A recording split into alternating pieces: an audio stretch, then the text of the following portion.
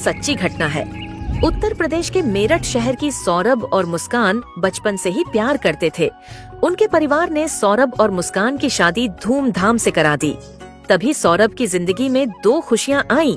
पहला सौरभ बाप बनने वाला था और दूसरा सौरभ की नौकरी लग चुकी थी। सौरभ अपनी नौकरी के लिए लंदन चला जाता है। सौरभ के लंदन जाने के बाद 1 महीने में मुस्कान की एक बेटी होती है। मुस्कान और सौरभ की दूरी के बीच उनका रिश्ता बहुत बुरा हो चुका। तभी मुस्कान की जिंदगी में एक साहिल नाम का लड़के की एंट्री होती है। साहिल और मुस्कान रोज एक दूसरे से मिलते थे और बातें प्यारी प्यारी करते थे। अभी साहिल और मुस्कान के बीच प्यार हो जाता है। तभी साहिल और मुस्कान एक चाल चलते हैं। मुस्कान बोलती है, साहिल, मेरी बेटी का जन्मदिन आ रहा है। अब सौरभ भी आने वाला है, क्योंकि उसने पहले कहा था कि मैं अपनी बेटी के जन्म दिवस पर जरूर आऊंगा। तभी साहिल बोलता है, क्यों ना हम एक काम करें, सौरभ को अपने रास्ते से साफ कर दें। हाँ, ये सही तरीका है। अगले दिन ही मुस्कान की बेटी का जन्मदिन होता है।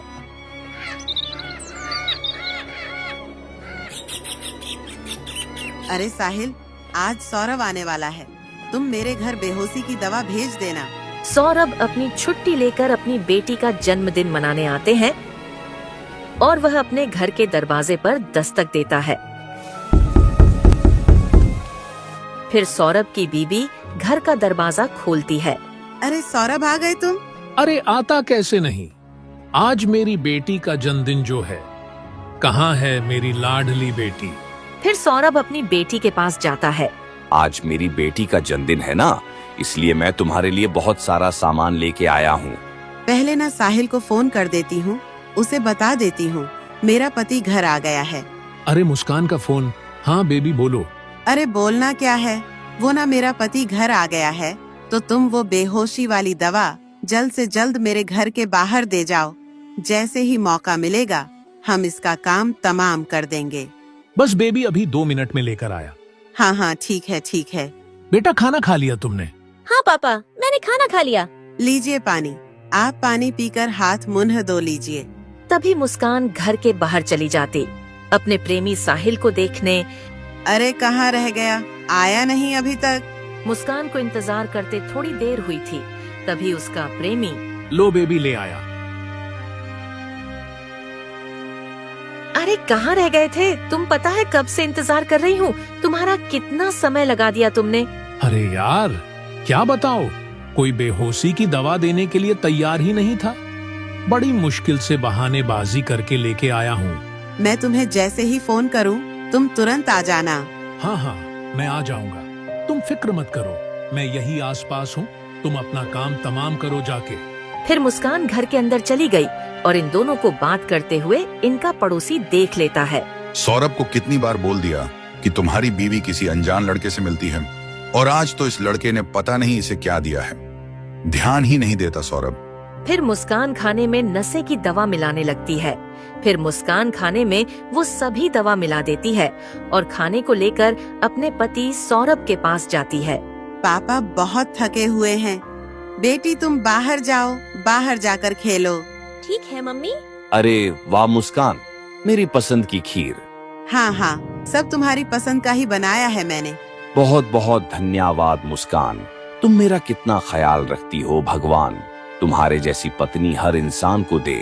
हाँ हाँ ठीक है, अब जल्दी से खाना खा लो वरना ठंडा हो जाएगा। फिर सौरभ खाना खाने लगा। मुस्कान आ जाओ, तुम भी खा लो। नहीं नहीं, आप खाना खाइए, मैं तो खा चुकी हूँ। मुस्कान शायद थकान की वजह से ना मुझे नींद आ रही है। हाँ कोई बात नहीं, आप आराम कीजिए। फिर मुस्कान खाने की थाली उठाकर रसोई में आ जाती है और कहती है, लो सौरभ तो हो गया बेहोश, अब जल्दी से न साहिल को फोन करके बुला लेती हूँ। हेलो साहिल। हो गया काम? हाँ हो गया, तुम जल्दी से आ जाओ। अभी आया। आ जाओ जल्दी से। अरे बेहोश तो हो गया ना? हाँ हाँ हो गया, पर अब इसे मारे कैसे? वाह देख लो खंजर और कर दो सीने के आर पार। अरे नहीं नहीं, ये मुझसे नहीं होगा, मुझे बहुत डर लगता है। अरे यार तुम भी, मैं तुम्हारे साथ हूँ, कुछ नहीं होने दूंगा, सब देख लूंगा। फिर वे दोनों मिलकर सौरभ का कत्ल कर देते हैं। जैसे ही वे कत्ल करते हैं तभी सौरभ की बेटी देख लेती है और उसकी चीख निकल जाती है। अरे अब क्या करें? अरे कुछ नहीं, मैं हूँ ना, मैं देखती हूँ। तभी उनका पड़ोसी भी चीख सुन लेता है। ये चीख कैसी? ये आवाज तो सौरभ के घर से आई है। कहीं कुछ गड़बड़ तो नहीं? और उधर मुस्कान अपनी बेटी को पकड़कर धमकाती है। अगर तुमने किसी को कुछ बताया ना, तो तुम्हारा हाल भी तुम्हारे पापा की तरह ही होगा। मम्मी, मैं किसी को कुछ नहीं बताऊंगी।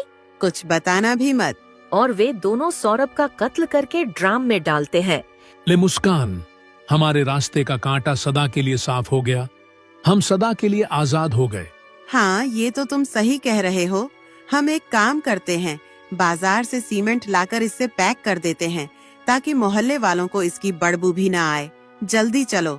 फिर वे दोनों बाजार से सीमेंट लाकर सौरभ को ड्राम में पैक कर देते हैं और उसकी बेटी अपने पापा की ऐसी हालत देखकर रोती रहती है। लेकर दिया साले का काम तमाम। पूरे 15 टुकड़े करके इसमें पैक कर दिया। किसी को कुछ भनक भी नहीं लगेगी। हाँ सही है, अब हम चलेंगे घूमने। फिर वहाँ पर पुलिस आ जाती है। घूमने नहीं, तुम जाओगे सीधा जेल में। अरे पुलिस साहब, हमने क्या किया है? हम क्यों जाएंगे जेल? अच्छा, तो बहुत भोले बन रहे हो। तुम्हारा पति सौरभ कहाँ है? साहब, मुझे क्या पता, कहीं बाहर ही गया होगा। बाहर गया है तो तुम्हारे चेहरे पर खून के धब्बे कहाँ से आए? साहब, वो तो ये कुछ नहीं सर, वो पेंट गिर गया था। पुलिस अंकल, मैं बताती हूँ आपको, मेरे पापा कहाँ गए?